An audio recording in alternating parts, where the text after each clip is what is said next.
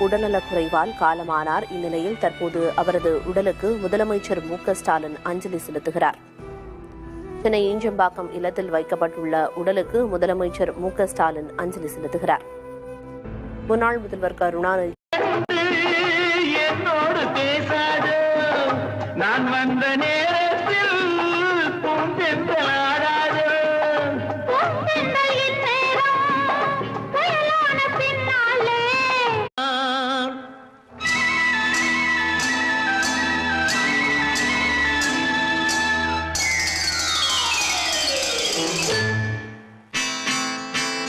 ஏழையின் சிரிப்பில் இறைவன் இருப்பதை சொன்னான் தலைவன்.